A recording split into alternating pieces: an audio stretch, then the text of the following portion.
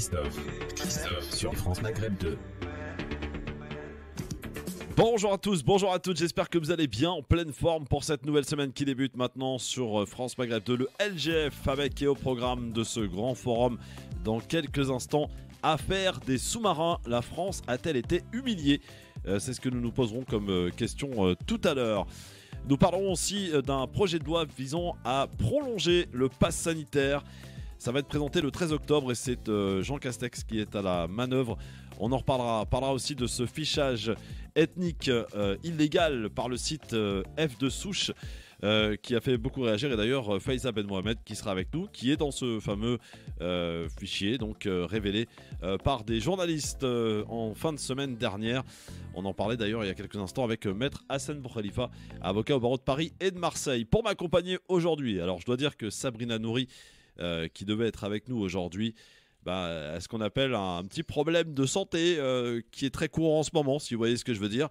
Et Faiza Ben Mohamed sera avec nous à partir de 17h. Pour l'heure, il est avec nous, Emmanuel Dupuis, président de l'IPS. Comment ça va, mon Emmanuel ?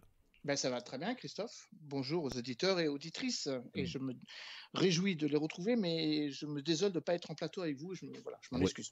Il n'y a pas de souci, mon Emmanuel. En tout cas, l'essentiel, c'est que tu sois là avec nous pour, bien entendu, partager ce petit moment. Et il y a de quoi commenter, bien entendu. On va commencer par un petit quiz. Alors, un petit quiz où tu vas jouer seul, finalement. Mais c'est bien quand même. Allez, on y va. Je peux que gagner. Oui, là, pour le coup, tu vas le gagner. Hein. Sans problème. Sans problème. Quoique, on ne sait jamais. Attention, on va dire qu'il faut un minimum de 3 réponses pour valider le quiz. Allez, on y va avec ma première question, mon cher Emmanuel, c'est parti. Et on peut commenter derrière, évidemment. Qu'est-ce qui a été institué en France en 1792, mon cher Emmanuel ? Est-ce que tu as une petite idée ? Alors, 1792, c'est un legs révolutionnaire. Alors, je vais donner un petit indice en rapport avec le couple. C'est pas le mariage. L'héritage ? Non, c'est pas l'héritage, c'est pas le mariage, mais le concubinage ? Non, je ne sais pas. Qu'est-ce qui se passe quand un couple s'entend plus ? Le divorce. Voilà, le divorce. Bon, là pour le coup, je t'ai un peu aidé. Un peu. Le divorce, c'est validé. Un des plus grands supporters de l'OM s'en est allé hier. Comment s'appelait-il ? Oui. Voilà, je n'ai vu que des tweets le concernant. Oui. Rémi, je crois, non, son prénom. René Malville qui s'en est allé. Malville, voilà. J'ai même vu, d'ailleurs, j'étais assez étonné que ça devienne un contexte politique, ça s'inscrive dans un contexte politique, puisque même Renaud Muselier a rappelé toute la sympathie qu'il avait à son égard. Oui, c'est un grand monsieur qui est d'ailleurs passé par l'émission TPMP chez Hanouna. Il a été chroniqueur à un moment. Karim Zeribi a fait un tweet, effectivement, se souvenant de sa mémoire. Le Stade Vélodrome qui lui a rendu hommage hier, justement à l'occasion du match OM Rennes. Donc, paix à son âme, évidemment. Ouverture d'un premier festival de cinéma en France en 1946, lequel ? C'est Cannes. Oui, c'est Cannes, le premier festival de Cannes, 1946. Le TGV a fêté son anniversaire, mon cher Emmanuel. Quel âge a-t-il ? Je lui donnerai... un âge de maturité. Je lui donnerai 40 ans. Voilà, c'est ça, un âge de maturité, 40 ans. Et d'ailleurs, on a annoncé le super TGV là qui va absolument, on l'a même dévoilé. Le président l'a dévoilé. Absolument. Le président l'a dévoilé, effectivement. Je cherche à présent un écrivain et journaliste télé né en 1947. Alors, il a occupé notamment le journal de 20h de TF1 pendant de très nombreuses années. Patrick, oui, monsieur, mesdames, messieurs, bonsoir. Patrick Poivre d'Arvor, effectivement. Bon anniversaire, monsieur Patrick Poivre d'Arvor. Quelle politique ? Il continue. Oui, il continue, absolument. Sur CNews, si je ne m'abuse. Sur CNews CNews ou LCI, un des deux. Mais je crois qu'il a toujours une émission. Oui, je ne crois pas que ce soit sur CNews, mais à vérifier. Quelle politique a mis en garde hier, lors d'une interview politique ? Nous avons aujourd'hui, un vrai risque de guerre civile. Xavier Bertrand, effectivement. Est-ce que tu partages son avis, Xavier Bertrand, qui parle de... Je ne l'aurais pas dit comme ça, parce que c'était dit dans des termes très politiques. Néanmoins, le fait que tous les candidats se préoccupent du pacte social et du vivre ensemble, qui est un petit peu abîmé, évidemment est une bonne chose. Maintenant, je ne dirais pas que nous sommes à l'aune d'une guerre civile. C'est un peu populiste et un peu exagéré. Ou en tout cas, ça flirte avec la volonté de s'adresser à une partie de la population et pas l'ensemble de nos concitoyens. Effectivement, un débat très attendu qui va avoir lieu ce jeudi sur BFM Ah, TV. ben ça, Zemmour évidemment. contre On l'a teasé. Zemmour Alors, contre. Jean-Luc Mélenchon et Éric Zemmour sur BFM. Exactement. Alors, il y a un petit truc qui vient de sortir qui est un peu emmerdant pour Mélenchon. C'est qu'apparemment, il aurait participé, il aurait répondu à l'invitation des 50 ans d'Éric Zemmour, il y aurait été. Donc, finalement, ils sont pas. Je pense qu'il n'est pas le seul. Oui, mais non, mais voilà.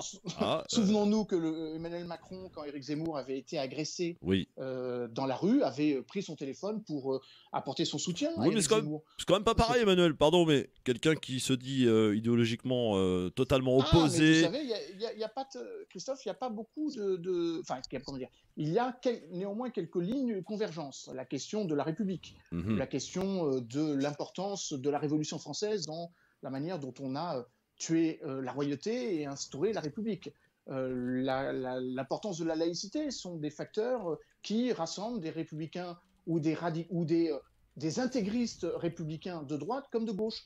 Il faut se souvenir qu'il y a un homme qui unit les deux hommes.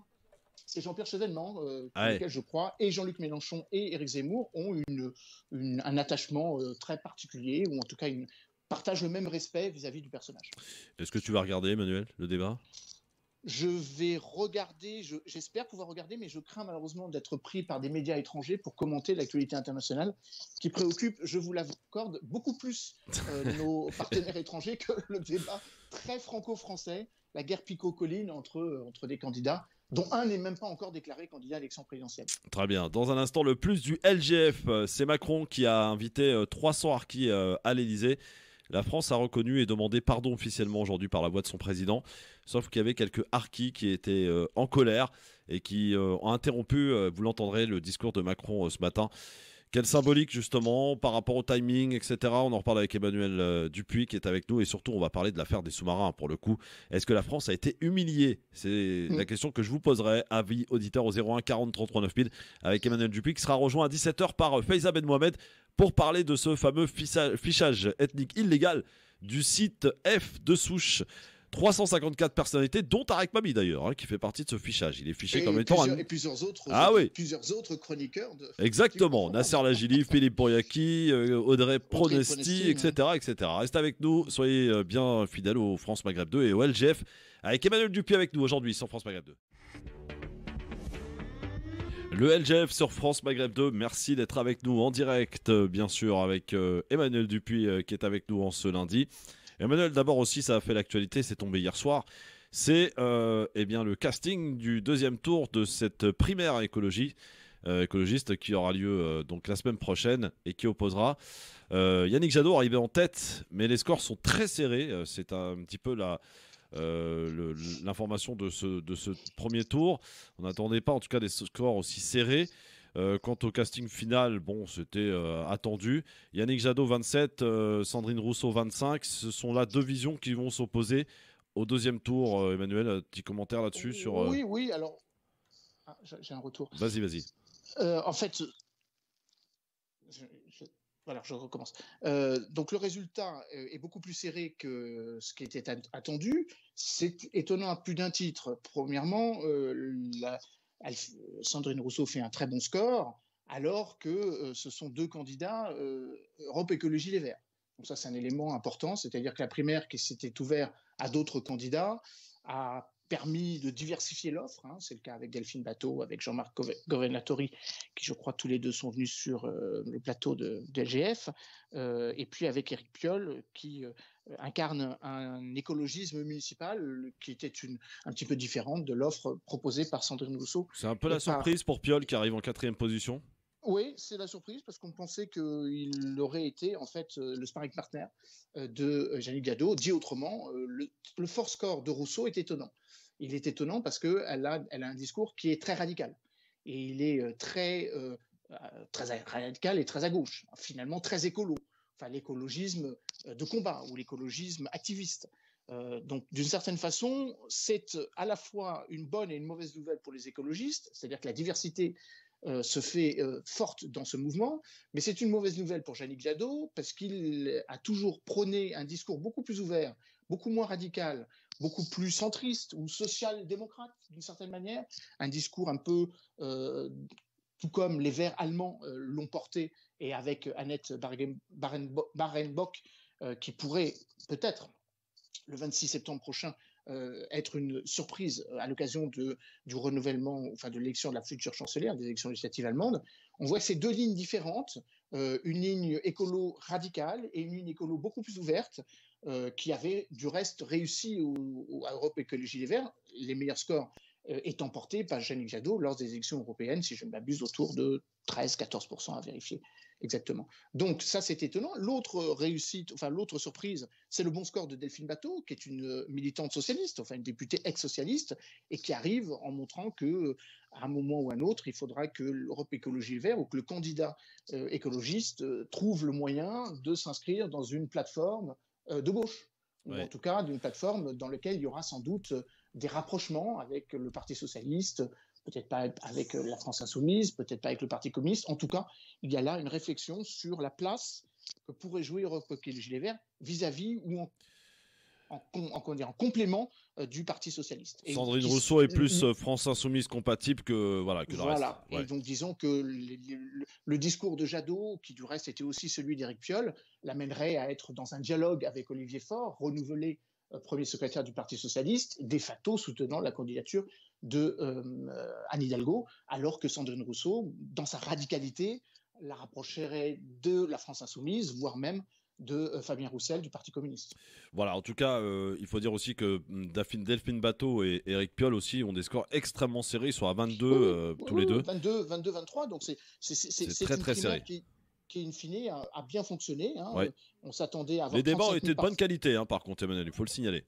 Oui, et puis on s'attendait à avoir que 35 000, entre guillemets, que 35 000 participants à cette primaire. Finalement, il y a eu 102 000 votants, donc c'est plutôt une bonne réussite qui prouve que finalement, les primaires, si elles sont faites intelligemment, de manière très, j'allais dire conviviale ou joyeuse, finalement sont une aération politique et démocratique. Donc après tout, pourquoi ne pas en avoir dans l'ensemble des partis pour désigner ceux qui vont se présenter contre les deux, ça on en a la certitude, candidats qui ne passeront pas par la case primaire, Marine Le Pen, puisqu'elle est désormais candidate, autre que, plus largement que par le seul truchement du Rassemblement national. Ça a été décidé à Fréjus il y a de cela quelques jours, et puis bien évidemment Emmanuel Macron en tant que sortant. Oui, alors autre information aussi que l'on a appris en début de week-end, c'est la mort de l'ex-président algérien Abdelaziz Bouteflika, qui s'en est allé à l'âge de 84 ans. On voit que les nouvelles autorités algériennes lui ont rendu un... Voilà, ça a été beaucoup moins que les précédents présidents. Un petit commentaire là-dessus, peut-être sur le... Oui, le faste était effectivement moins fort que lors des précédentes obsèques. Je pense évidemment à celle du président Boumedienne ou celle du président Chadli. Donc on est dans un contexte très particulier. Il y a plusieurs vies. Le président Bouteflika a incarné plusieurs vies. Le révolutionnaire, ils sont tous révolutionnaires, tous moudjahidines, mais néanmoins, celui qui fut très très jeune ministre des Affaires étrangères au sortir de la guerre d'indépendance, avec cette proximité intellectuelle avec le président Boumedienne. Le président Bouteflika, qui d'une certaine façon est ressorti du chapeau par les militaires pour éviter le traumatisme de la guerre civile 1990-2000, près de 150 000 Algériens y ont laissé la vie, évidemment avec la nécessité de la réconciliation nationale. Un président qui disait lui-même en quelques secondes qu'il est l'Algérie, et menaçant d'une certaine façon les militaires qui l'avaient pourtant porté au pouvoir à partir de 1999. Qu'il est lui-même l'incarnation du peuple algérien. Donc voilà une troisième vie de ce président.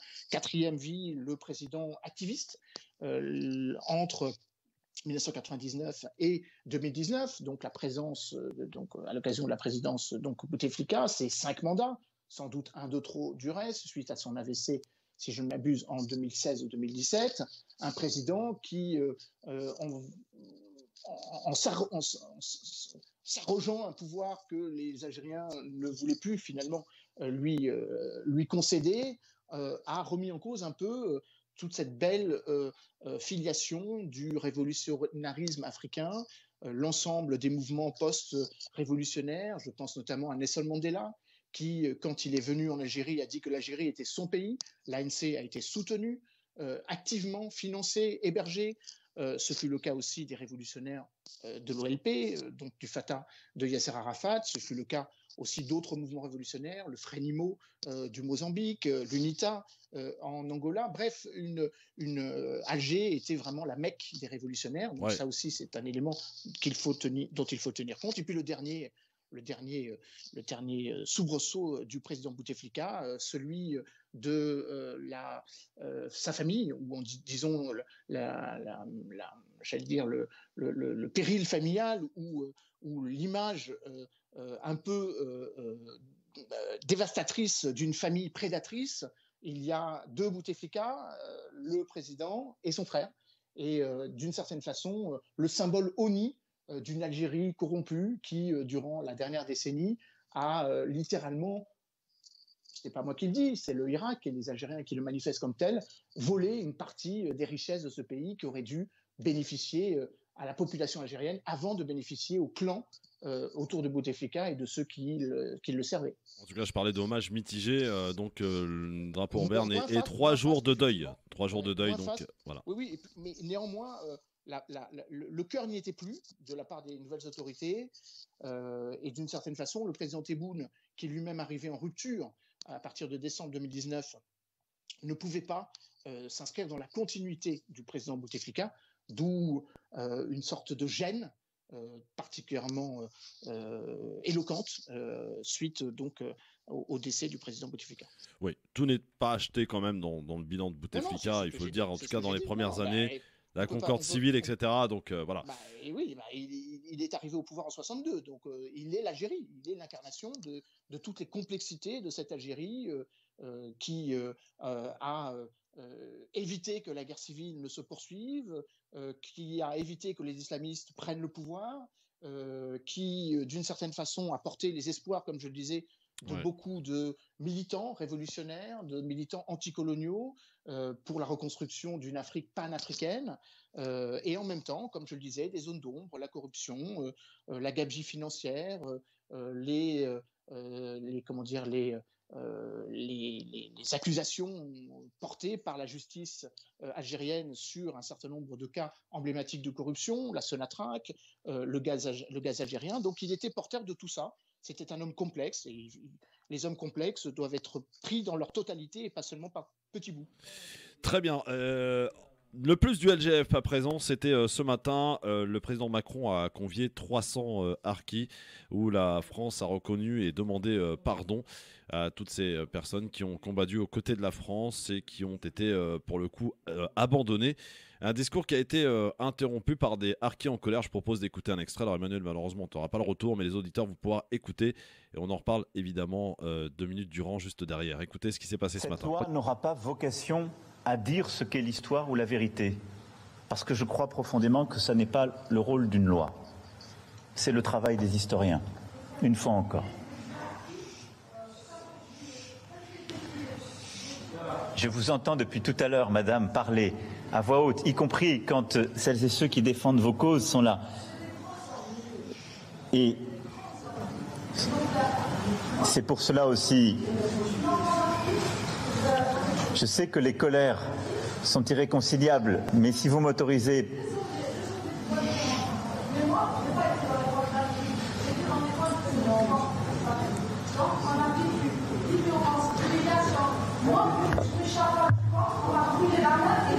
Madame, ce que je veux vous dire, mais vous êtes là.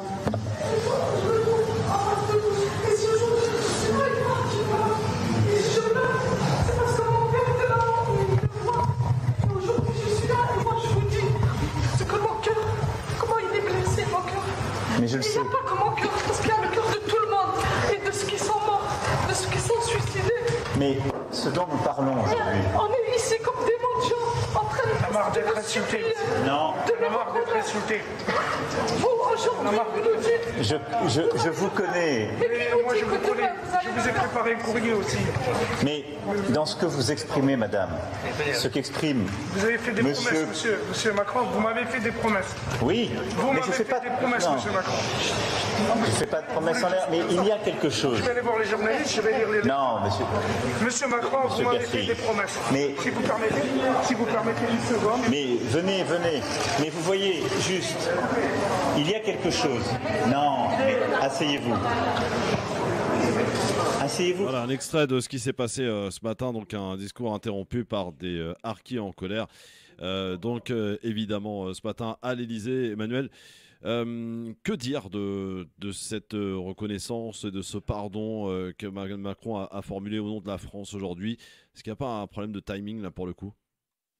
Déjà, cette loi s'inscrit dans une longue série de propositions que la France a faites pour reconnaître donc un statut aux harkis. On estime qu'ils sont entre 80 et 90 000 qui sont parvenus en France après la dépendance algérienne en 1962, parmi les 200 000 qui ont travaillé aux côtés qui ont combattu aux côtés des forces françaises. Donc c'était un long processus. La première loi qui avait été mise en place pour la reconnaissance du statut, favorisant l'insertion professionnelle notamment, remonte à 2003.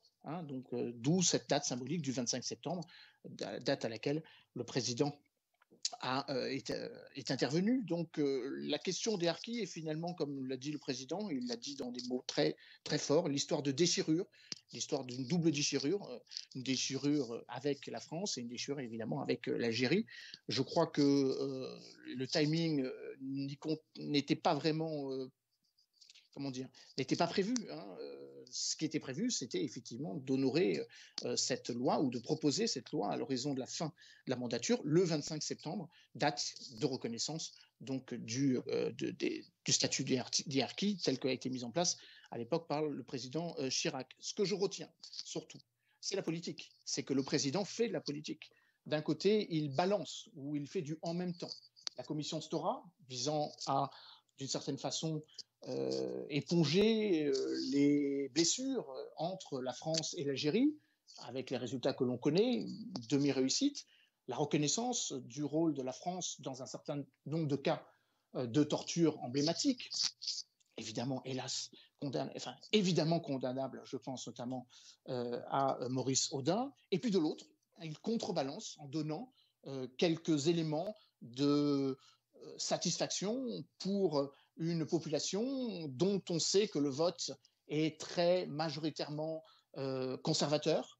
D'ailleurs, ça n'a pas loupé, puisque, et d'une certaine façon, il a réussi à prendre au piège ses opposants, puisque les voix qui ont salué ce futur projet de loi sont Valérie Boyer, sénatrice des Bouches-du-Rhône, et Bruno Retailleau, président du groupe républicain au Sénat, en mettant en avant le fait que c'est bien que cette loi arrive, c'est pas moi qui le dis, c'est eux qui le disent, elle arrive quand même à la fin de sa mandature. Donc, d'une certaine façon, on a du Macron tout craché, on lâche du lest d'un côté et en même temps, on balance de l'autre.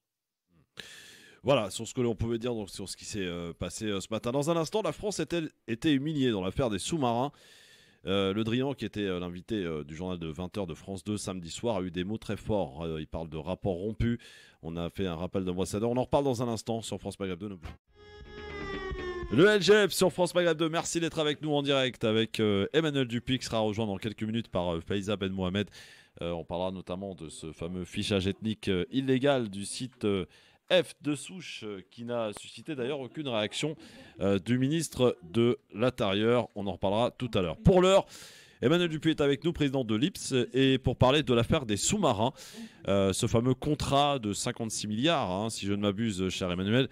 L'affaire des sous-marins, la France a-t-elle été humiliée? Je vous propose d'abord, avant que nous en parlions, le discours et les mots forts de Jean-Yves Le Drian. C'était dans le journal de 20h samedi soir. Il a eu des mots forts. Écoutez plutôt Jean-Yves Le Drian. C'est très symbolique. Il y a eu mensonge, il y a eu duplicité, il y a eu rupture majeure de confiance, il y a eu mépris. Donc ça ne va pas entre nous, ça ne va pas du tout. Ça veut dire qu'il y a crise. Et à ce moment-là, il y a d'abord un aspect symbolique. C'est qu'on rappelle nos ambassadeurs pour essayer de comprendre mais pour en même temps montrer à nos pays anciennement partenaires que nous avons un très fort mécontentement, qu'il y a vraiment une crise grave entre nous. Et puis c'est aussi, lorsqu'ils vont venir, le moyen de réévaluer notre position pour défendre nos intérêts à la fois en Australie et aux États-Unis. Voilà, Jean-Yves Le Drian qui a eu des mots forts, hein. Il parle donc de rupture de confiance, de mensonges, de crise. À propos de cette affaire, Emmanuel. Il a raison, il a même évoqué une formule beaucoup plus explicite et beaucoup plus parlante, un coup de poignard dans le dos. Je crois que c'est ça dont il s'agit. Alors, c'est pas juste, 56 milliards d'euros qui sont perdus, 90 milliards de dollars australiens, dans son équivalent en monnaie locale. C'est toute une confiance qui est rompue. Cet accord remonte à avril 2016, mais bien évidemment, il avait été négocié bien en avant. Donc, c'est quasiment 3 présidences qui ont négocié pour ce partenariat ou ce rapprochement avec l'Australie, en tout cas le président Hollande comme le président Emmanuel Macron. C'est d'autant plus étonnant que les Australiens se sont un peu, cachés derrière des administrations, en somme toute classiques, dans ce type de contrat. 12 sous-marins à l'horizon 2030, avec des prérequis industriels d'une complexité particulière, d'une haute complexité, c'est évident qu'il y a une négociation sur les surcoûts, sur les délais. D'ailleurs, la ministre de la Défense australienne, Marise Payne, en mars 2021, avait balayé d'un revers de main toute critique en disant que ex-DCNS, désormais Naval Group, et l'Australie, même s'ils avaient eu des différends, s'étaient mis d'accord. Donc c'est un vrai coup de poignard dans le dos, dans le sens où cet accord a été savamment détricoté, non pas par les Australiens, mais par nos partenaires américains. C'est pour ça qu'il y a en fait 2 crises.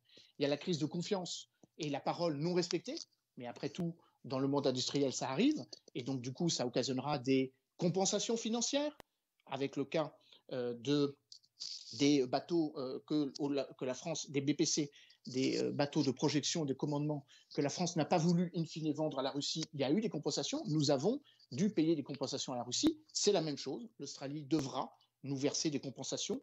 On évoque la somme de 450 millions d'euros, on est très loin des 56 milliards d'euros, mais d'une certaine façon, c'est pour l'Australie une perte économique considérable. Elle a déjà investi 2 à 3 milliards d'euros Emmanuel, sur cette histoire. Par rapport à la réponse que l'on peut éventuellement apporter vis-à-vis de cette affaire, donc il y a le rappel des ambassadeurs, j'allais dire que ça c'est somme toute un peu classique. Est-ce que la France peut encore aller plus loin, par exemple, je sais pas, sortir de l'OTAN, ou en tout cas pas sortir de l'OTAN, mais auprès de l'OTAN, il y a peut-être quelque chose à faire justement pour... Alors déjà, le rappel des ambassadeurs n'est pas une rupture des relations diplomatiques. Oui, bien sûr. L'étape suivante, c'est une consultation, on va dire. C'est une rupture des relations diplomatiques.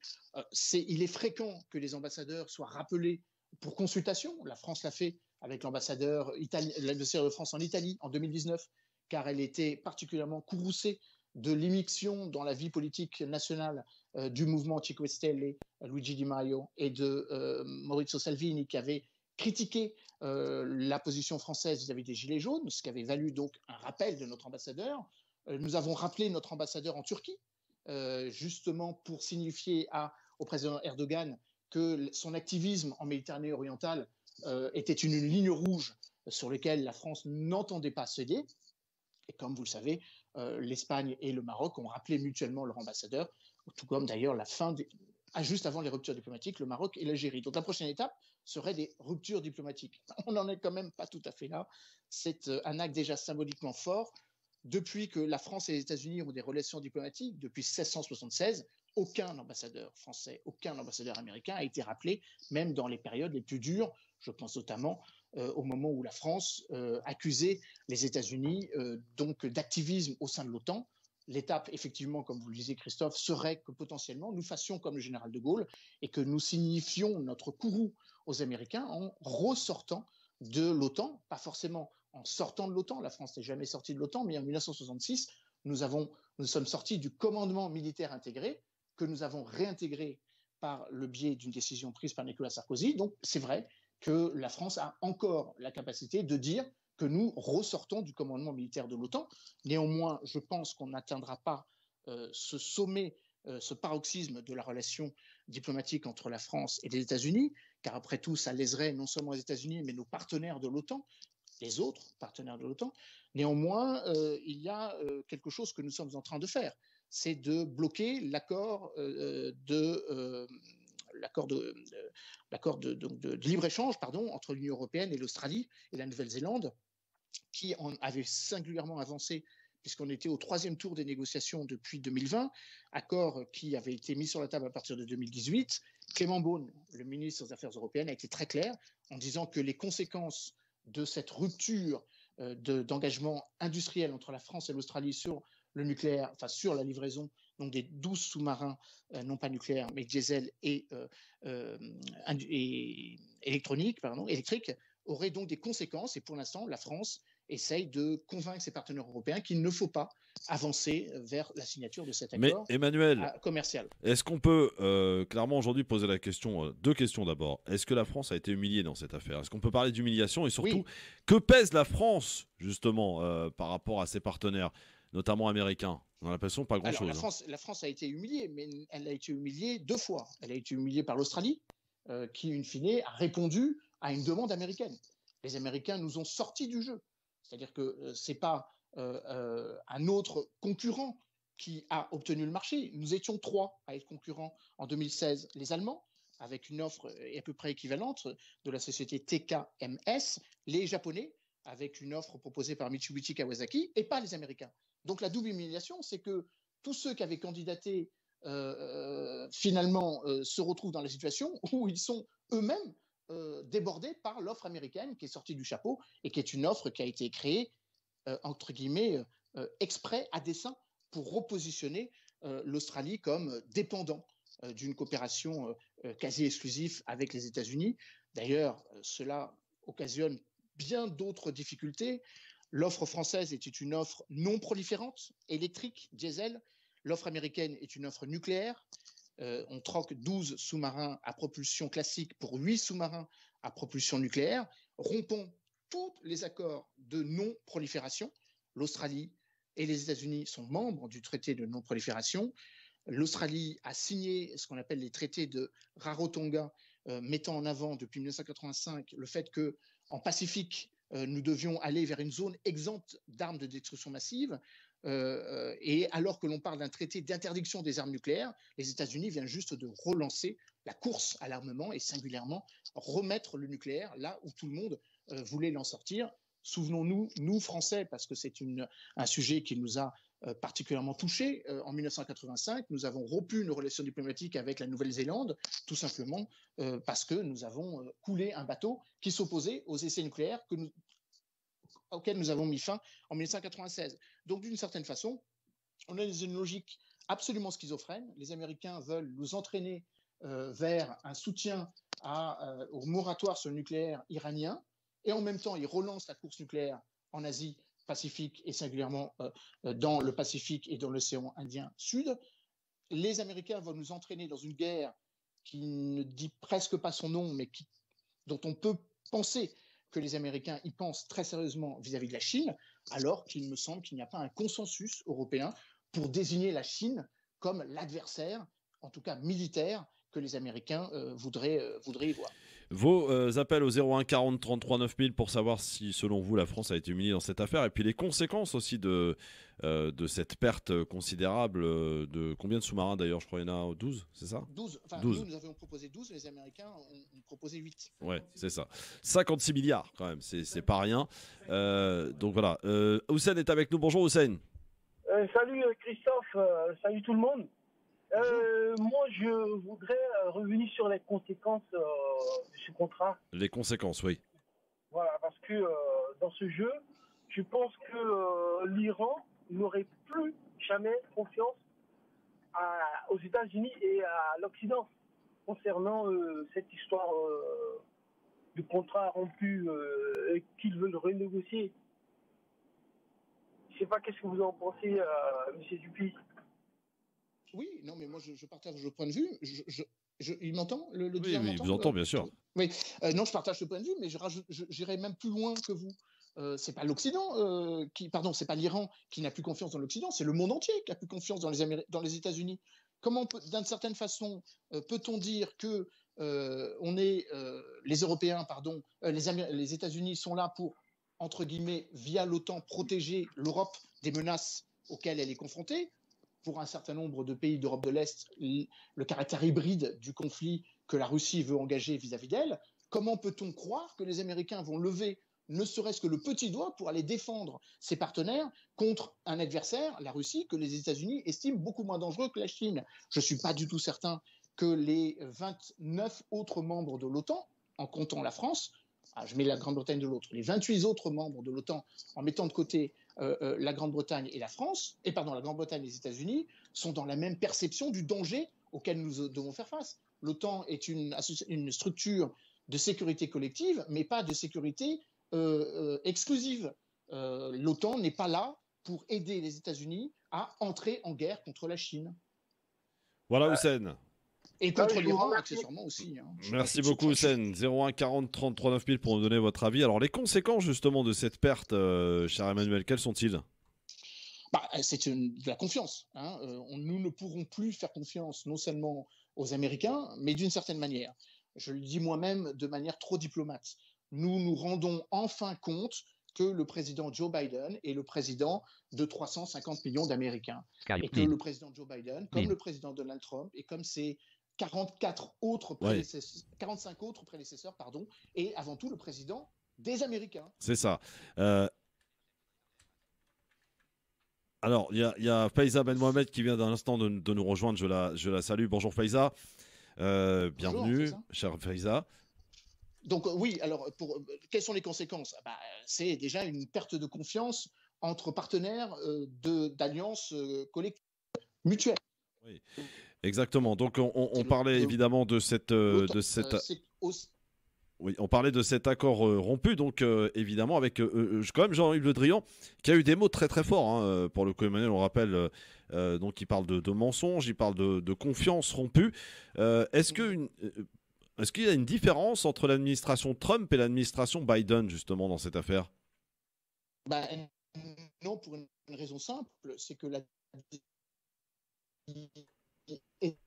Alors, on est en train de perdre un peu Emmanuel, pour le coup. A été mûri par l'administration Biden. Ouais. Alors, des petites coupures avec notre ami Emmanuel, on va arranger ça, évidemment, très très vite. Faiza, t'es avec nous? Faiza Ben Mohamed? Oui, bonjour Christophe, bonjour tout le monde. Bonjour Faiza, donc Faiza, Emmanuel Dupuis, je te présente, président de l'IPS, Faiza Ben Mohamed, journaliste, bien entendu, que l'on connaît tous. Tu as un petit mot d'ailleurs Faiza là-dessus, on parlait pour en finir d'ailleurs là-dessus, sur le rapport rompu concernant l'affaire des sous-marins et de cette somme considérable, 56 milliards, avec Jean-Yves Le Drian qui a eu des mots très forts dans le journal de France 2 samedi soir, Faiza.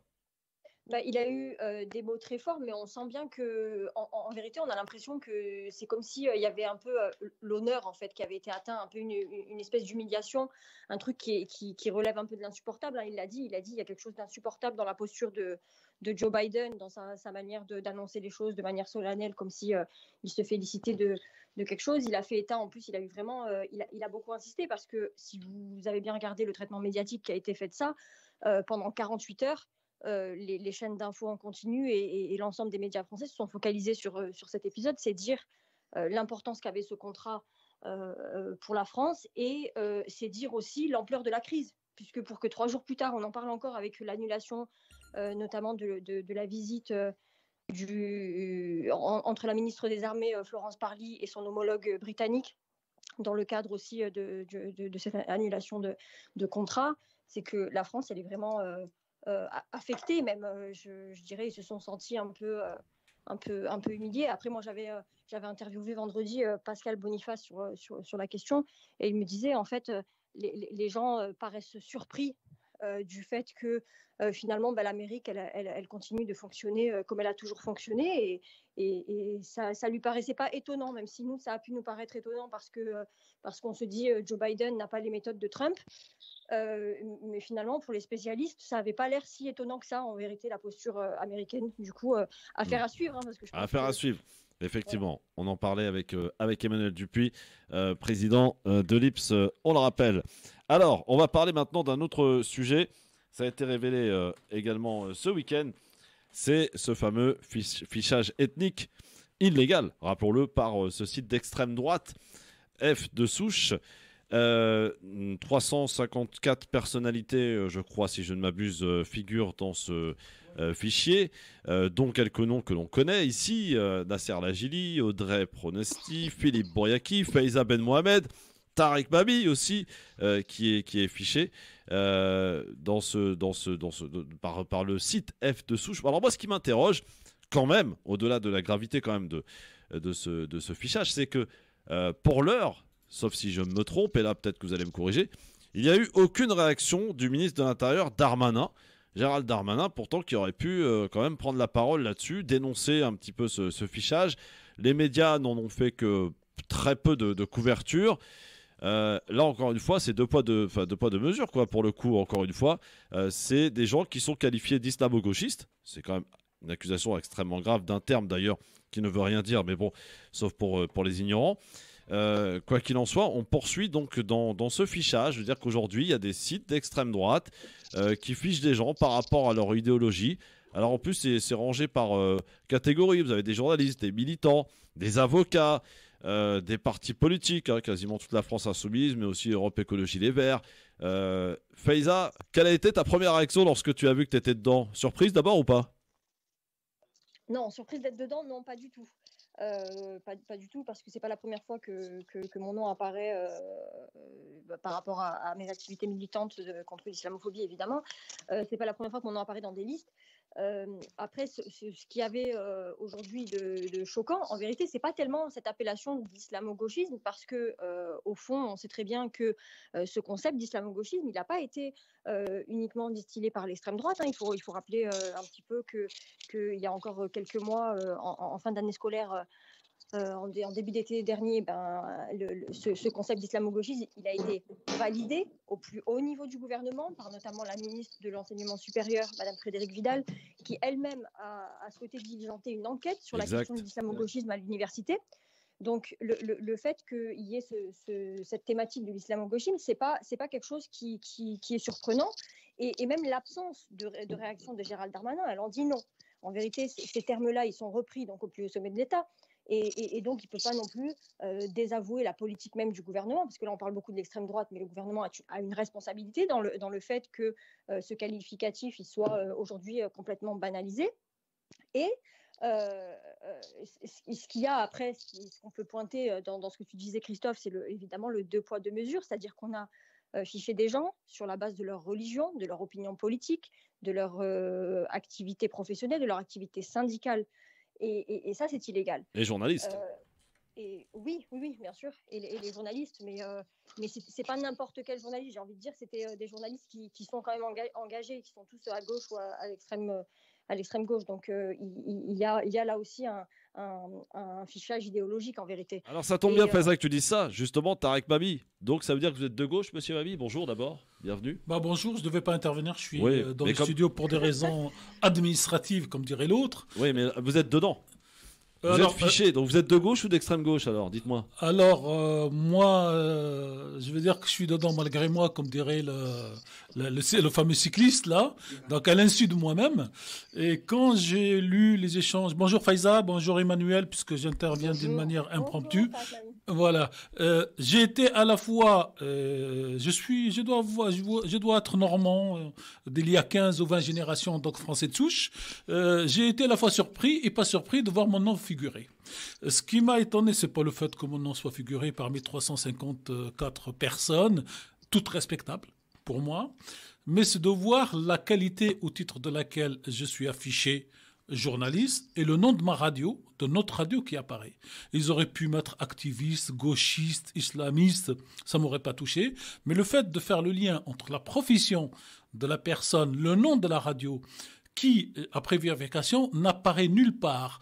Donc cette liste n'est pas la liste reproduite ipso facto de ceux qui ont appelé à la marche donc, contre l'islamophobie. Et je ne vais même pas rentrer dans ce débat-là pour ne pas leur donner l'occasion de réagir.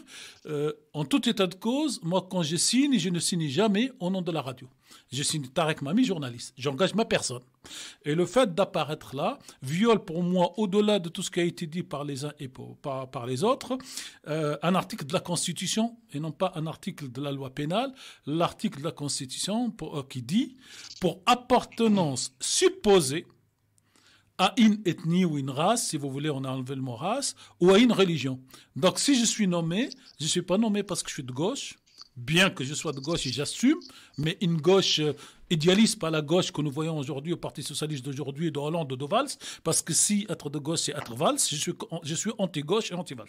Bon, lui-même, il ne sait plus où il est. Hein, oui, donc il ne sait plus où il habite. Non, je reviens, donc nous tous, c'est une appartenance supposée religieuse ou ethnique, mais Philippe Martinez, je ne sais pas à quel titre, est-ce qu'il est supposé lui aussi.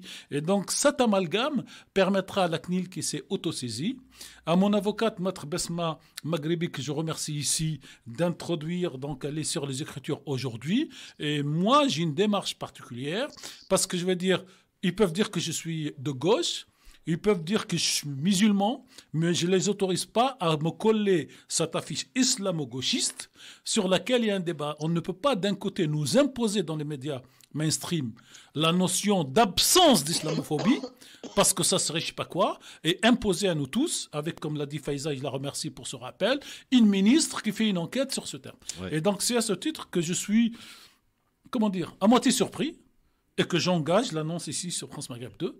Une porte-plainte. Une porte-plainte à mon nom sur plusieurs motifs juridiques qui peuvent être complémentaires, parce que si j'ai bien compris, il y aurait deux plaintes collectives.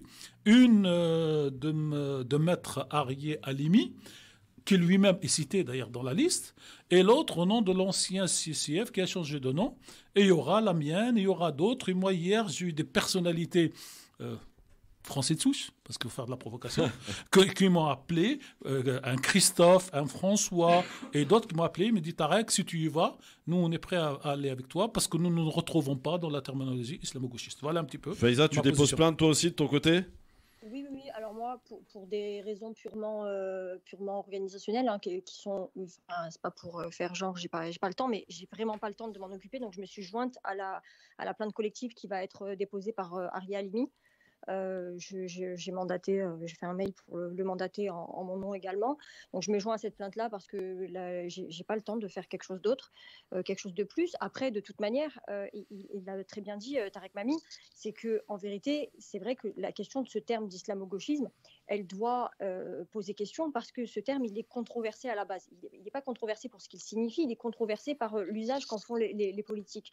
Et donc c'est ça qui pose problème. C'est-à-dire qu'à partir du moment où on vous met dans une liste, où vous êtes qualifié d'islamo-gauchiste, on sait que ce terme pose vraiment problème d'un point de vue de l'idéologie qu'on voudrait lui coller.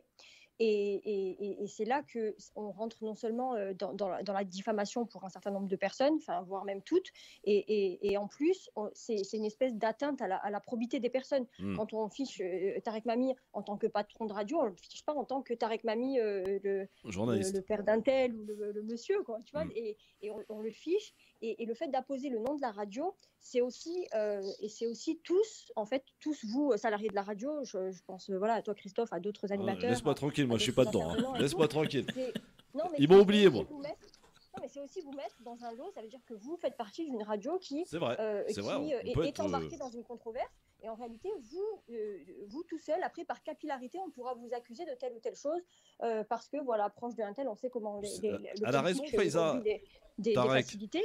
C'est dégueulasse. Elle a raison, Faiza Tarek, parce que effectivement, on cite la radio. En fait, et la radio, c'est vous, mais c'est aussi tous ceux qui travaillent. Alors, c'est pour ça que j'ai fait le choix, moi, de déposer une plainte à titre personnel et pas dans la plainte collective, parce que je ne veux pas noyer mes arguments à moi dans la plainte collective. Arié va faire un excellent travail, mais au nom de tous. Mais moi, j'ai des particularités. Ils auraient mis Tarek Mami à la limite journaliste, comme ils l'ont mis pour d'autres. Bon, je suis dans le lot, dans le mauvais bateau. Ouais. Mais à partir du moment où il rajoute dans une case spéciale la radio, ça veut dire en clair, moi je me demande si mon personnel, comme le dit Faiza, n'est pas en danger, s'il n'y a pas un salopard, parce qu'aujourd'hui il va falloir parler des gens comme ça, qui appartient à cette mouvance d'extrême droite, va chercher l'adresse de France Maghreb 2, va la trouver et va venir attaquer ou jeter je sais pas quoi, un cocktail Molotov, à un moment où Tarek Mami n'est pas là. Et il y aurait des Djinabil, ou Christophe Fro, ou professeur Samy, ou XY, qui seraient blessés. Donc cette responsabilité, elle remonte à qui? Elle remonte à celui qui fait l'affichage. On va demander une prime alors. Et puis je vais être obligé de vous faire une assurance supplémentaire. Et effectivement, là où M. Darmanin n'est pas républicain. Oui, parce que voilà. Je répète. J'en viens à ma question justement. Excusez-moi, Christophe. Là où M. Darmanin n'est pas républicain. Et pour la troisième fois, là où M. Darmanin n'est pas républicain, c'est qu'apparemment, il ne traite pas les citoyens avec les mêmes droits. Parce qu'il aurait dit, lui, s'autosaisir comme il l'a fait pour la dame qui a porté une pancarte Covid dans laquelle elle a mis plusieurs personnes au nom à consonance juive, j'aime pas l'expression, c'est comme ça, mais aussi des personnes comme M. Macron et d'autres qui ne peuvent pas être, j'allais dire, mis dans cette case. Alors pourquoi il ne le fait pas? Il y a un exemple concret là. Non, vous mais avez vu pourquoi que Cover a été mis en cause par rapport à un article sur le grand remplacement et on a, je crois que c'est, alors si je dis pas de bêtises, Causeur, pardon, le magazine de Elisabeth Lévy, c'est ça. Hein, oui. A été, il y a eu une affaire autour de d'un article sur le grand remplacement.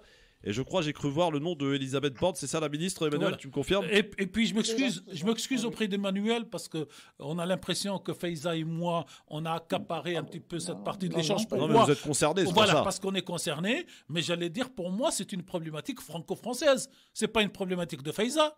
C'est pas une problématique de Tarek, c'est une problématique d'un site qui fait ce que tout le monde dénonce, y compris, j'allais dire, que les réseaux sociaux sont devenus des torchons à son tête, et que le ministre de l'Intérieur qui passe sa vie à tweeter pour fermer la boîte Nawa, pour fermer les CCF, pour fermer même Génération, si vous voulez, ne fasse pas un seul mail de solidarité avec ses 354 concitoyens, dont des députés comme M. Mélenchon, dont Mme Obono, dans plein. Je veux dire, c'est la République quand même qu'on touche. Et M. Darmanin, il est en train de chercher quel est l'arabe qui a encore dit un mot. D'ailleurs, la bonne nouvelle, entre guillemets, même si c'est pas une bonne nouvelle, c'est une nouvelle normale, c'est que le tribunal de Toulouse a relaxé vendredi dernier l'imam qui était traîné par le procureur pour avoir cité un verset du Coran qui parle de la communauté juive dans un contexte religieux. Donc, est-ce qu'on doit donc saisir, et moi je le dis à tous mes amis, quand il y a un problème, on doit saisir la justice, on doit saisir le procureur de la République et on doit saisir la CNIL. Et je m'excuse si je suis un peu lent. Donc, on retient cette information. Donc, vous avez annoncé ici sur France Maghreb 2, sur votre radio, Tarek Mami, que vous avez donc décidé de porter plainte. Tout à fait. Et vous avez mandaté Maître Maghrebi pour le faire. Voilà. Et je n'ai pas voulu faire de tweet. On en a parlé, cher Christophe. Tant que c'est pas fait, parce que le tweet, pour moi, c'est pas fait pour annoncer ce qui va être fait demain. Je peux mourir demain et Maître Besma Maghrebi ne pourra pas déposer la plainte, mais je le ferai dans l'heure du dépôt de la plainte. Très bien. Emmanuel, là-dessus, sur ce sujet, donc sur ce fichage ethnique illégal, on l'a rappelé d'ailleurs tout à l'heure avec Maître Hassan Boukhalifa dans son émission, il en a fait toute une partie consacrée dans son émission. Sur l'absence de Darmanin, ministre de l'Intérieur, justement, c'est ce qui pose un peu problème aujourd'hui. Aucune déclaration. Ce qui pose problème, c'est qu'effectivement, sa parole aurait été bienvenue et apaisante, mais l'ensemble de la classe politique peut aussi être beaucoup plus virulente, ou en tout cas beaucoup plus expressive. Je crois que c'est ça qu'il faut retenir, c'est qu'il y a une sorte d'opacité autour de cette question, et que, comme ça a été dit par Tarek... Emmanuel, vraiment, je vous coupe. Moi, j'accepte pas le mot opacité. Je précise plutôt à des prises de position à géométrie variable. Un ministre... Oui, non, mais parce qu'opacité, quelle opacité? Le monsieur, quand il y a une phrase dans un certain contexte, dans les 3 minutes, il tweet, Luc. Oui. Et quand il y a un truc comme celui-là, 354 personnes... Je me focalisais pas seulement sur Gérard Darmanin, c'est pas mon propos. Oui. En tout cas, une absence de réaction, un manque de l'ensemble de la classe politique. Vous avez raison d'ailleurs. De l'ensemble de la classe politique, c'est ça. Oui, c'est vrai. Il y a effectivement un certain nombre de responsables politiques qui sont cités, donc pas par sympathie, mais tout simplement par respect pour la fonction des uns et des autres. Et évidemment, qu'il y ait une mobilisation aussi de la classe médiatique que les collègues journalistes. C'est vrai. Je vais étendre les débats. Est-ce que vous voyez... Tariq, je voulais juste terminer mon propos. Oui, allez-y, cher Emmanuel. Je vais pas mais excusez-moi, je suis tellement énervé que... C'est ça qu'il faut retenir. C'est ça qu'il faut retenir. Alors après, comme ça a été dit, même ceux qui ne sont pas visés par cette plainte doivent s'étonner de la tenue de ce listing, doivent évidemment se mobiliser en tant que démocrates pour rappel à la loi. On veut enlever les rappels à la loi, mais il est utile de rappeler la loi. Et puis accessoirement, que ça serve d'exemple. Je crois que c'est ça qui est important. Une mobilisation est de plus en plus médiatisée et il faut s'en réjouir. En tout cas, France Maghreb 2 et beaucoup d'entre nous et vous faites en sorte que ce soit médiatisé, doivent avoir des solidaires, même pour ceux qui ne sont pas listés. Bon, après,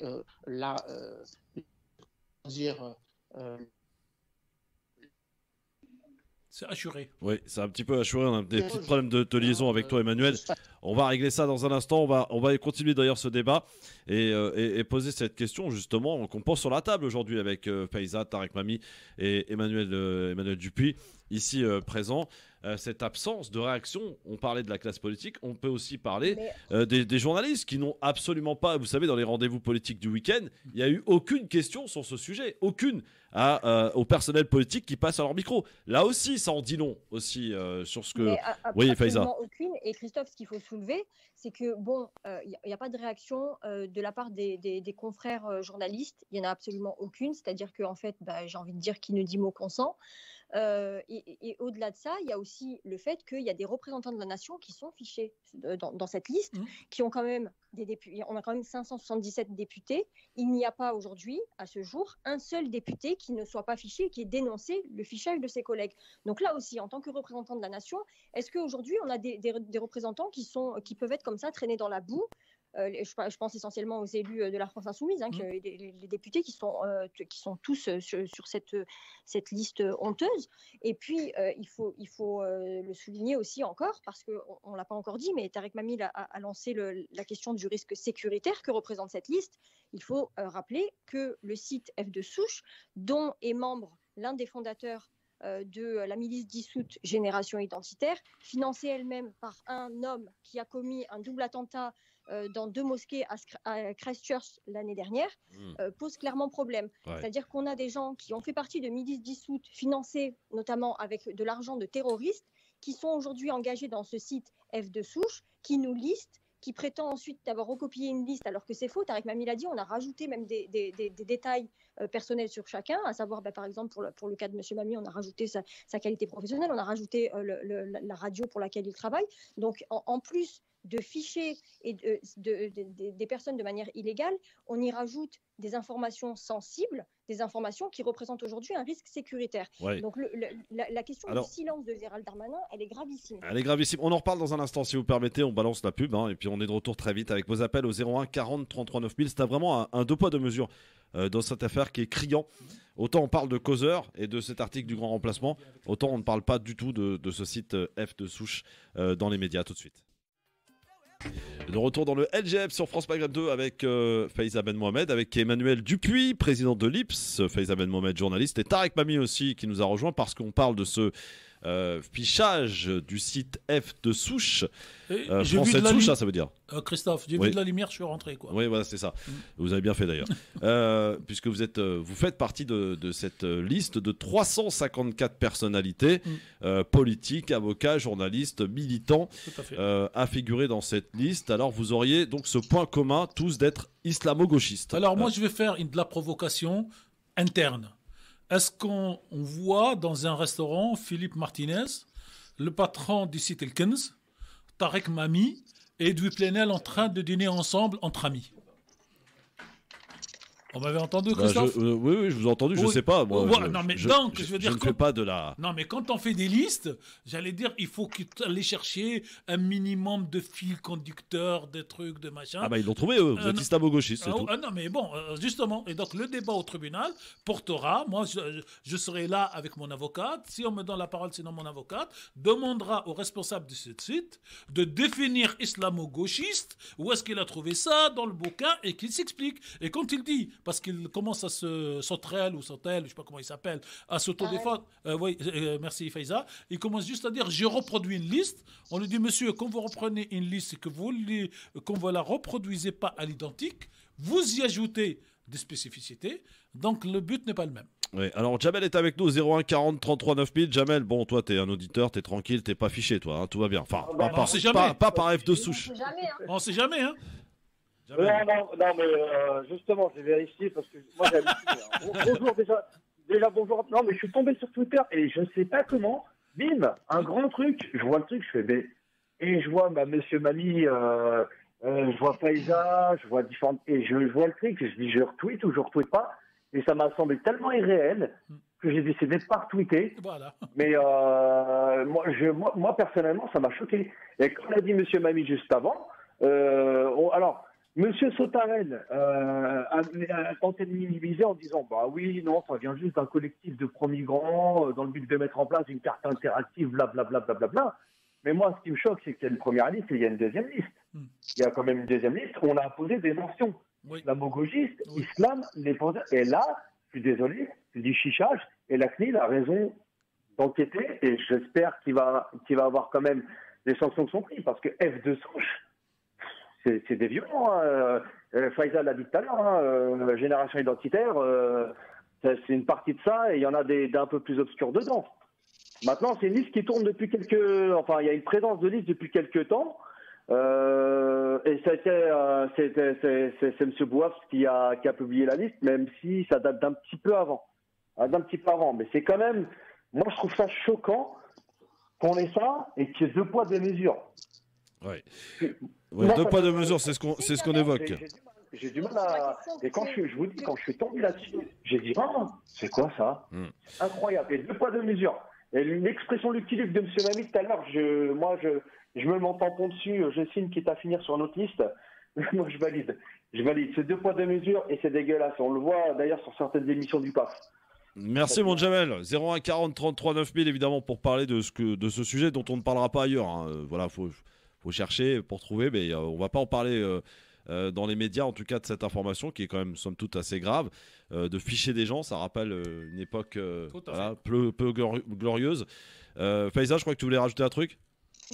Sur le point qu'évoquait Jamel, sur ces deux points de mesure qui a été aussi soulevé tout à l'heure par Tarek Mami, il faut aussi vous rappeler une chose, c'est pas quelque chose qui est nouveau de la part de l'exécutif, c'est que souvenez-vous au moment où Internet se mobilisait à grand renfort de hashtags pour réclamer la dissolution même de Génération Identitaire, eh bien il a fallu attendre que Cyril Hanouna invite Génération Identitaire pour que enfin le gouvernement, pris en fait à la gorge par les téléspectateurs qui exigeaient donc cette dissolution, a dû se pencher sur la question de l'illégalité, de la dangerosité des membres de Génération Identitaire.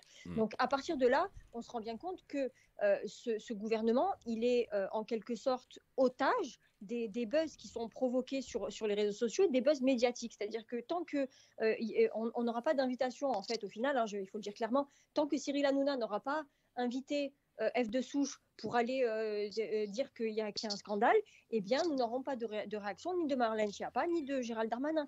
Et en fait, ça en dit long quand même, c'est grave. C'est en ce sens que c'est absolument insupportable qu'on ait des politiques qui soient à tel point dans un espèce de costume d'influenceur, au point que pour qu'on puisse obtenir justice, obtenir une réaction, en fait, une position claire, on leur demandait pas là de dire, on leur demandait une position claire, de condamner le fait que cette liste, il faut le rappeler, encore une fois, elle représente un risque sécuritaire pour chacun des membres. Et il faut aussi souligner que l'un des membres a été déjà victime d'un attentat en juin 2019 et qu'il a reçu 2 balles. Voilà, vous parlez de l'imam El Djaïs. L'imam de Brest, qui fait systématiquement l'objet d'une campagne médiatique absolument dégueulasse et qui a conduit un homme à s'attaquer à lui, à se rendre dans sa mosquée sur la base d'informations qu'il avait collectées sur Internet.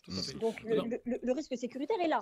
Et le ministre de l'Intérieur ne semble pas vouloir s'en occuper. D'ailleurs, autant mettre les pieds dans le plat, puisque nous sommes dans une radio libre et on assume.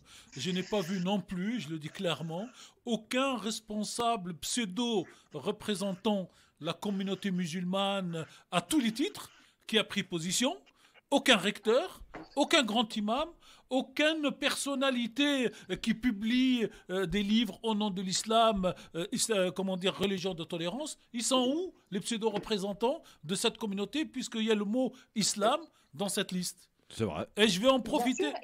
Allez-y, Faiza. Vous avez raison de soulever cette question-là, parce qu'en vérité, cette liste, elle n'est pas en train directement de viser les élus de la France insoumise. Il faut se rappeler que la base même qui est ciblée par cette liste d'islamo-gauchistes, ce sont les musulmans. Ce sont les militants qui sont actifs dans la défense des musulmans. Donc le problème qui est pointé ici, c'est la présence même de la communauté musulmane au sein de la communauté nationale. Et c'est très problématique de voir que les représentants, comme vous venez de le dire, Tariq Mami, que les représentants du culte, que les représentants des grandes instances aient gardé le silence. Après, je veux bien comprendre que des fois, on est un petit peu, qu'ils aient un petit peu peur, même si qu'ils aient un petit peu peur de leur ombre dès lors qu'il s'agit du gouvernement et dès lors qu'il s'agit de prendre des positions fermes et fortes, mais qu'ils viennent après tweeter quand ils sont reçus à la place Beauvau pour dire voilà, on a obtenu telle ou telle avancée. J'ai envie de vous dire, on s'en fout en fait. S'ils sont pas là pour nous défendre quand il existe ce risque sécuritaire, nous n'avons pas besoin de représentants qui ont peur de leur ombre. Vous avez complètement raison tous les deux là-dessus. Et j'ajoute, cher Christophe, alors je vais là faire de la propagande et pas de la publicité, à un organisme qui s'appelle le Conseil de déontologie journalistique et de médiation, le CDJM. J'ai eu la chance de participer à la création de ce conseil. Et ce conseil est ouvert, chers auditrices, chers auditeurs, pour être saisi de toute phrase, de toute position qui vous semble ne pas respecter la déontologie de la presse, dans tous les médias, en tout cas dans les télévisions et dans la presse écrite, ceux qui se reconnaissent comme sites. Et donc, je ne sais pas, vous pouvez toujours écrire à ce propos, même si FDS n'est pas un média dans le sens classique, mais chaque fois que vous regardez une émission sur toutes les chaînes, vous avez la possibilité de saisir donc le CDJM, c'est sur le net, en mettant donc la date, l'heure, le nom de l'émission et la phrase éventuelle. Et dans ce conseil, on fait des enquêtes pour voir si ça respecte ou pas. Et vous avez la même chose pour le CSA. Et aujourd'hui, les gens qui sont dans cette liste et tous les autres, il ne faut pas qu'ils prennent à la légère ce genre de liste et qu'ils disent, dans ce pays, on met peut-être du temps, mais on finit par avoir peut-être gain de cause si on fait quelque chose. Je rappelle qu'en ce qui me concerne et ceux qui me connaissent autour de moi, dans mon équipe et dans mon réseau, je ne laisse jamais passer personne en me disant pour principe, y compris dans mes relations avec le CSA, qu'on ne perd que les batailles que nous ne menons pas. Mais toute bataille que nous menons, et j'en viens gagner une au bout de 12 ans du côté de Marseille, mais on mène les batailles, c'est pour les gagner. Et si on ne les gagne pas, c'est pas grave. En conscience, on a fait ce qu'on devait faire. Voilà, en tout cas, ce que l'on pouvait dire donc, sur cette affaire. Donc, si j'ai bien compris, Faiza Ben Mohamed, il faut attendre que Cyril Hanouna invite soit quelqu'un de F de souche ou soit quelqu'un qui a été fiché. T'as pas été invité, Faiza, pour l'heure, hein? Non, j'ai pas été invitée, pas du tout. Là aujourd'hui, en fait, ils ont un invité fil rouge, ils ont une émission un peu spéciale avec Booba contre l'extrême droite. Donc je vais regarder attentivement quel traitement est fait de tout ça. Mais effectivement, ça pose vraiment question. Hein, le fait. Après, là, quand je dis ça, je suis pas en train de dire que Cyril Hanouna est fautif, c'est le gouvernement. Non, pas du tout. Absolument pas. Au contraire. À la limite, il faut même l'inciter à en parler d'ailleurs. Cyril. C'est-à-dire que est-ce qu'aujourd'hui, en réalité, quand il y a une catégorie de citoyens qui est dans la détresse, et vous le voyez tout le temps, c'est un peu une affaire périphérique, mais vous le voyez tout le temps, quand il y a eu un problème avec les forains qui ne pouvaient plus travailler pendant le Covid, qu'est-ce qu'ils ont fait les forains? Ils sont allés devant les studios de Cyril Hanouna, ils ont fait une manifestation jusqu'à ce qu'ils soient invités, et au final, le gouvernement a acté la réouverture des fêtes foraines. Eh ben allez-y alors, les 354 personnalités, allez tous devant le studio d'Hanouna, et puis voilà. Est-ce que vous vous rendez compte qu'on est quand même dans un truc où il y a, je le répète encore, le risque sécuritaire, et qu'au final, on soit obligé de se poser la question de est-ce qu'il ne faudrait pas qu'on aille devant C8 pour demander à Cyril Hanouna des invitations pour que enfin le gouvernement se penche sur la question. Enfin, c'est quand même fou, quoi.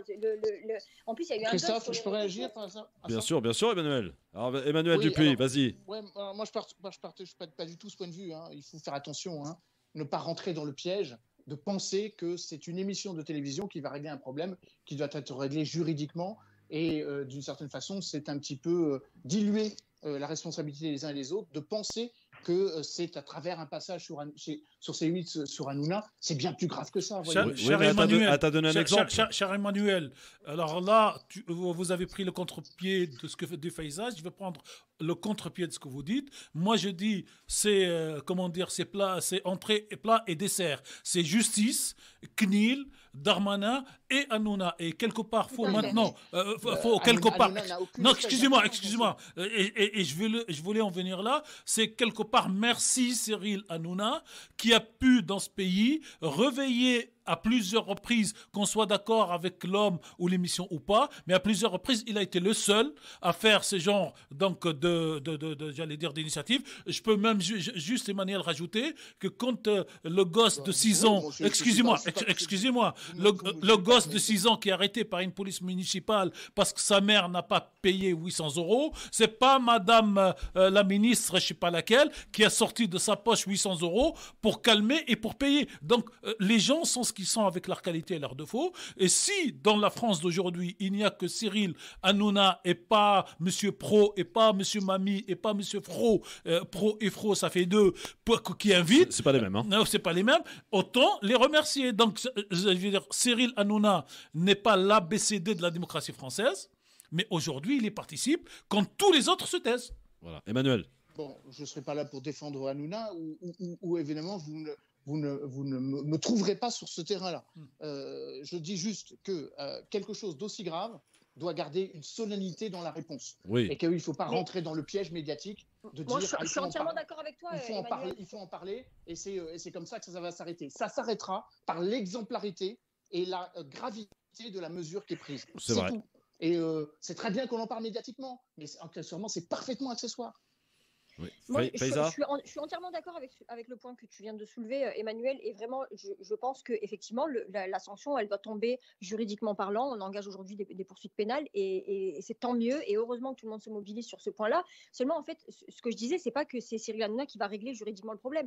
Je disais juste que, en fait, le fait qu'il y ait cette médiatisation-là, spécifiquement dans son émission, sera certainement le seul point de bascule qui fera que le gouvernement prendra politiquement et médiatiquement une position claire qu'il pour l'instant on l'a vu dans le passé, il y a eu plein d'exemples. Hein.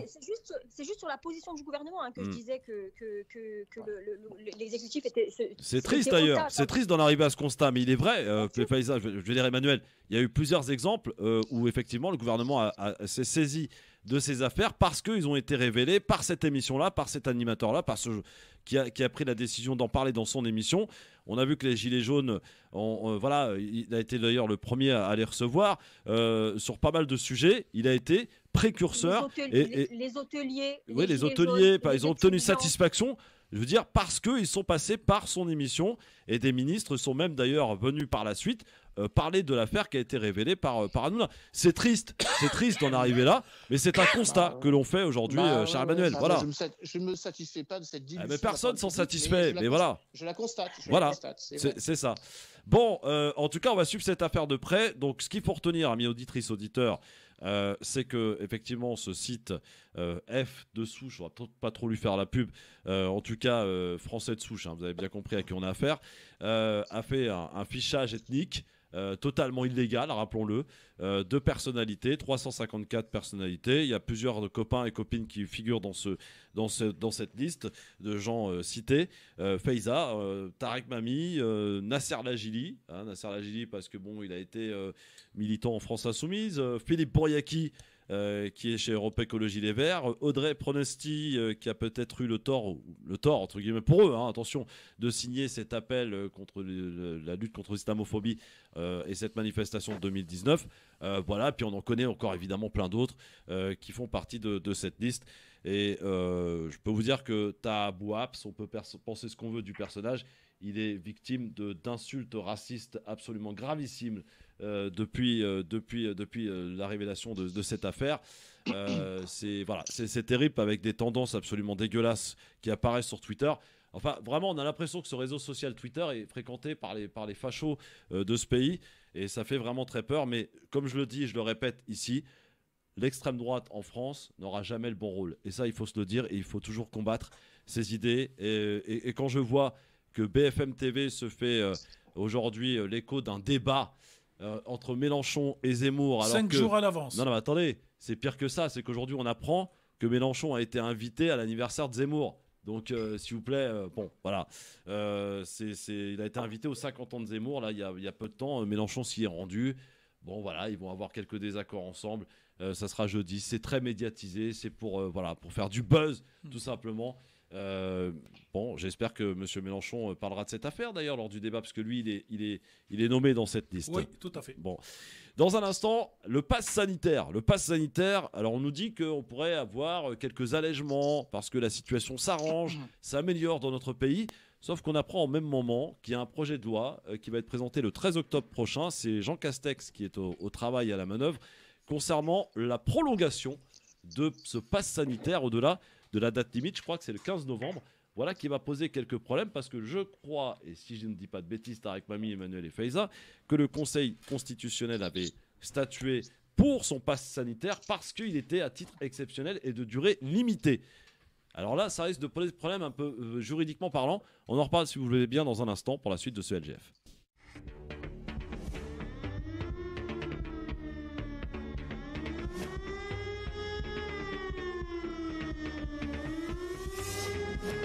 Le LGF, le grand forum sur France Maghreb 2, l'émission de référence qui n'a pas autant d'écho, certes, auprès du gouvernement, mais ça ne saurait tarder. Ça ne saurait tarder, en tout cas. On va parler de ce pass sanitaire, pour le coup, les amis, parce que le pass sanitaire, on nous parle d'un allègement. D'ailleurs, je précise que l'Angleterre et le Danemark, si je ne dis pas de bêtises, qui sont à peu près au même taux de vaccination que la France, eux ont décidé de l'enlever, ce fameux pass sanitaire, plus rien. Et la Russie. Et la Russie aussi. La France, on parle de le prolonger, ce pass sanitaire. On l'a appris ce matin, un projet de loi est en cours de préparation. Il va être présenté et proposé le 13 octobre prochain. Voilà qui pose problème d'un point de vue juridique, mais là, c'est moi qui parle et qui pose la question. Emmanuel Dupuis, si je ne m'abuse, le Conseil constitutionnel avait validé ce fameux pass sanitaire.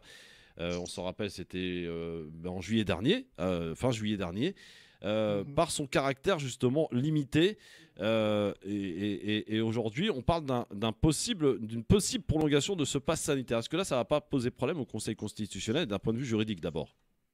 Alors théoriquement, oui, mais néanmoins, ce n'est pas aussi grave que cela, car un certain nombre d'extensions de la loi d'urgence ont aussi été votées par les parlementaires, alors même que le Conseil constitutionnel avait appelé à son caractère limité.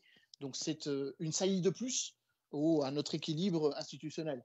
Néanmoins, ce qu'il faut retenir, ce que moi je retiens, c'est qu'il y a de nouveau une parfaite contradiction avec d'un côté certains ministres qui sont appelés à dire qu'il y aura vraisemblablement dans les départements où le virus circule moins, 50 cas pour 100 000 personnes dans un certain nombre de départements, et dans le taux extrême, notamment je crois les Bouches-du-Rhône, on doit être à 250, 270. Et donc, de nouveau, c'est le macronisme dans toute son expression. On verrouille d'un côté, et puis de l'autre, on dit qu'on va pouvoir peut-être alléger. On parle, si j'ai bien compris, de passes sanitaires locaux, avec des critères locaux. Oui, c'est donc, ça. Là, encore une fois, il y a quand même une contradiction entre l'extension du pass sanitaire d'un côté et puis le fait que peut-être il pourrait y avoir des diminutions ou des allègements. Et puis il y a aussi une autre contradiction qui est bien plus grave.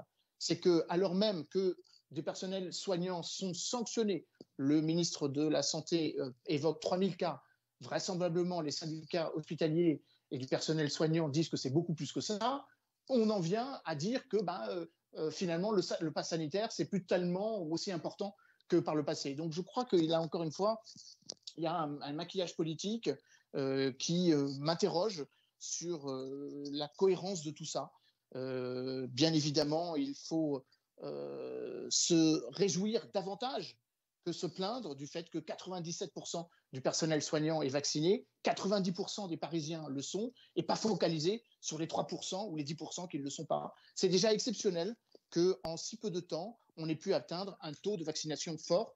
Et je crains que si on veut faire cohésion et si on veut faire société, c'est vraiment pas en prolongeant des décisions qui restent interrogeables par rapport à leur privation, le caractère privatif de nos libertés, le pass sanitaire évidemment, que l'on va régler la situation. Oui, alors Tarek Mami, sur l'aspect juridique des choses, le fameux Conseil constitutionnel qui a validé, je le rappelle, parce qu'il a un caractère limité.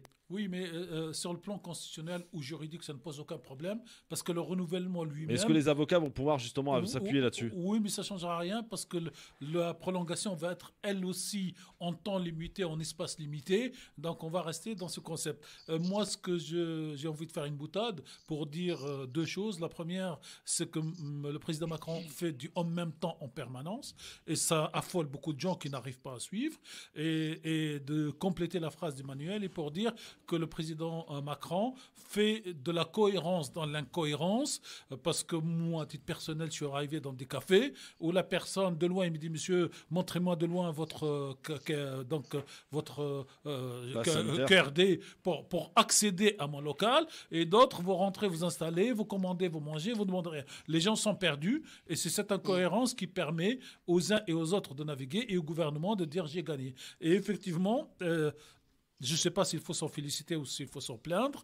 À partir du moment où la majorité, l'écrasante majorité des Français sont aujourd'hui vaccinés, obliger les autres à le faire reviendrait à une dictature, entre guillemets, parce que dans tout système, il y a toujours un minimum d'opposition. Et si on ne tolère pas ce minimum d'opposition, c'est qu'on va chercher une unanimité qui n'existe pas dans la vie réelle. Faiza, sur le fait que le pass sanitaire, on nous annonce qu'il pourrait être allégé selon les endroits où la situation en tout cas s'est améliorée. On nous parle d'un allègement et c'est vrai qu'on fait du en même temps, et d'un autre côté on parle d'un prolongement de ce dernier, donc c'est à plus rien y comprendre finalement, c'est le bâton et la carotte là. C'est une nouvelle illustration du petit manque de cohérence dont fait preuve le gouvernement depuis le début de la gestion de cette crise. Après, il ne faut pas se leurrer, hein, le fait que, de toute manière, le fait qu'il prolonge la période pour laquelle ils pourront jusqu'au 15 novembre des mesures d'urgence, le fait que ce soit prolongé, c'est aussi une mesure de sécurité pour eux, pour ne pas avoir ensuite à être pris de court si toutefois à l'automne revenait une nouvelle vague épidémique. Comme il faut le rappeler, ça avait eu lieu l'année dernière, fin septembre, début octobre, où on avait été confronté à une grosse vague qui avait conduit, souvenez-vous, au couvre-feu le soir et dans toute la France.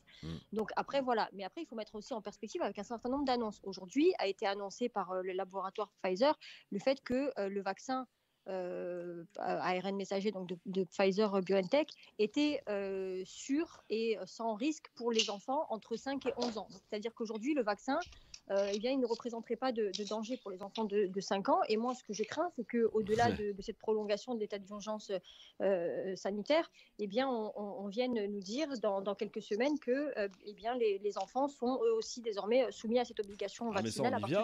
Ça a été le cas en Israël, et tout ce qui se passe là-bas est visiblement un espèce de laboratoire sur ce qui va arriver plus tard. On l'a vu déjà en Israël, c'est le cas. Donc, d'ailleurs, le patron de Pfizer avait parlé d'Israël comme un laboratoire. Hein. Oui, bien sûr.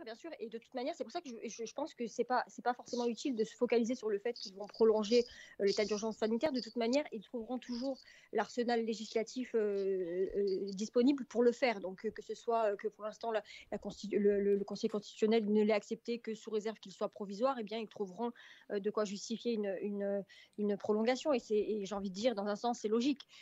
Mais après, c'est qu'est-ce qu'ils vont mettre dedans, c'est tout ce qu'il y a autour. Hein. Moi, je ne suis pas du tout contre la vaccination. Je me suis fait vacciner même avant que ce soit obligatoire. Mais c'est vrai que le fait de l'étendre peut-être aux enfants et tout, je ne suis pas sûre que même ceux qui sont favorables à la vaccination, ils soient favorables pour des enfants si petits. Et c'est ce vers quoi on tend au vu de la couverture médiatique qui en est faite. Donc c'est vrai qu'il faut s'attendre à plein de choses. Hein. En réalité, on navigue à vue. Ça fait 1 an et demi maintenant que de semaine en semaine, on a des mesures dont on ne soupçonnait pas qu'elles pouvaient être mises en place. Donc, mais en même temps, vous avez 2 pays donc, que j'ai cités, le Danemark et l'Angleterre, qui sont à peu près au même taux de vaccination que nous, hein, les Français. Eux, ils ont fait un choix, c'est d'arrêter totalement les restrictions. On reprend la vie normale. Ça, c'est un choix aussi, un choix politique pour ces deux pays. Ce sont là deux visions qui s'opposent concernant la gestion. Et je dois dire aussi que j'ai vu une information, alors peut-être me la confirmer, concernant ceux qui sont vaccinés au Johnson & Johnson. Apparemment, il faudrait une dose supplémentaire d'un Pfizer ou d'un Moderna. Oui, alors moi je suis dans cette situation-là. Oui. Et donc, c'est conseillé, on n'est pas encore à la phase obligation pour terminer le cycle vaccinatoire. Ça veut dire quoi? Clairement, c'est pour écouler le stock? Non. Ou c'est vraiment scientifique? Non, c'est pour moi. Mais je ne suis pas médecin, mais je veux faire du BFM. Ce n'est ni l'un ni l'autre, mais c'est qu'on a des engagements avec Pfizer qui manifestement ne sont pas complètement terminés et qu'il faut écouler le contrat. Je veux dire, et la France aujourd'hui ne veut pas faire ce que nous ont fait l'Australie avec les sous-marins. On pourrait dire stop, maintenant on a CP, on arrête, mais on ne le fera pas. Et donc moi, je n'ai pas reçu de lettre officielle après ma vaccination, mais mon pharmacien m'a dit il prévoit d'ici 2 mois que, je dis d'ici là on verra bien. Emmanuel? Oui, enfin, il y a aussi un élément qu'on oublie, c'est que les laboratoires osent maintenant désormais dire que nous sommes dans une phase expérimentale, en disant que c'est pas très grave que le vaccin n'ait pas été expérimenté, mais nous sommes dans la phase expérimentale, que ce soit pour le Pfizer ou le Johnson & Johnson, 2022-2023. Ouais. Donc l'extension du pass sanitaire a aussi une autre raison. C'est que tout simplement, étant donné que maintenant les Français se sont habitués à être vaccinés, il y a la régularité de la vaccination qui va revenir régulièrement, si j'ose m'exprimer ainsi. Donc le pass sanitaire a vocation, je crois, à être étendu bien plus que le temps que nous ayons été vaccinés. Comment peut-on penser que des laboratoires qui désormais ont expérimenté sur nous-mêmes, et encore une fois, je ne récuse pas le fait, vous comme moi avons été vaccinés, j'accepte cela, vont arrêter là. Bien évidemment qu'il y aura un narratif pour prolonger, sinon ce serait une perte économique pour ces laboratoires qui sont encore une fois en cours d'expérimentation. L'expérimentation ne va pas s'arrêter une fois que l'épidémie sera jugulée. Et Maître Maghrebi, d'ailleurs, nous l'a assez répété là-dessus sur ce que vient d'évoquer Emmanuel. C'est important. Est-ce que, là, ma dernière question, elle est un peu utopique peut-être, mais voilà, on a un truc qui s'appelle l'Europe. On n'aurait pas pu avoir une vision globale, européenne, concernant la crise de cette crise sanitaire? Alors, je peux peut-être répondre à ça rapidement. Quand il a été question que la dimension sanitaire soit une politique communautaire, il n'y a pas eu de consensus. Donc, il n'y a pas de politique commune comme il en existe pour l'agriculture ou pour la politique monétaire. Donc, c'est effectivement un sujet qui devrait être posé avec une autre question. Comment se fait-il que ce sujet ne soit pas désormais une priorité pour les pays européens pour faire une politique commune de la santé, comme il existe une politique agricole commune. Oui, bon, très bien. Voilà sur ce que l'on pouvait dire. En tout cas, il faut savoir que c'est donc à partir du 13 octobre que sera proposé ce projet de loi pour la prolongation de ce pass sanitaire. C'est Jean Castex qui est à la manœuvre et au travail pour donc ce sujet, évidemment. Dites-moi une petite question comme ça, Anoudine. Vous allez regarder le débat Mélenchon-Zemmour, monsieur Mamie? À l'instant où je vous parle, non. Non? Non. Il n'y a rien d'intéressant pour vous? Non, mais j'allais dire, on va pas... Alors, vous avez le choix. Jeudi, vous avez débat Zemmour-Mélenchon. Sur LCI, vous avez le débat de l'entre-deux tours des écologistes entre Sandrine Rousseau et Yannick Jadot. Celui-là, je le regarderai. Et puis, vous avez, si vous voulez, l'émission de Cyril Hanouna aussi. Oui, mais si vous voulez me donner un mois... D'ailleurs, je peux vous dire, maintenant, c'est public, le livre de Zemmour, où vous l'achetez, où vous le recevez gratuitement sur votre boîte mail. Vous l'avez lu? Bien sûr. Bon. Et alors? Très bien. Votre silence en dit il commence par révéler une réunion privée qu'il a eue avec Madame Le Pen. C'est dire le respect qu'il a de la confidentialité dans ses rapports avec les autres. Faiza, tu vas regarder le débat Mélenchon Non, pas du tout. Je serai au point virgule pour regarder le spectacle de Wahid. Ah oui, c'est autre chose. C'est d'autres projets. Effectivement, voilà, ok, je m'incline. Bon, Emmanuel m'a répondu tout à l'heure. Très bien. Eh bien, merci en tout cas à tous les trois d'être venus. On rendez-vous demain à partir de 16h. Il est 18h, c'est l'heure du journal. Ciao à tous et à demain. Salut.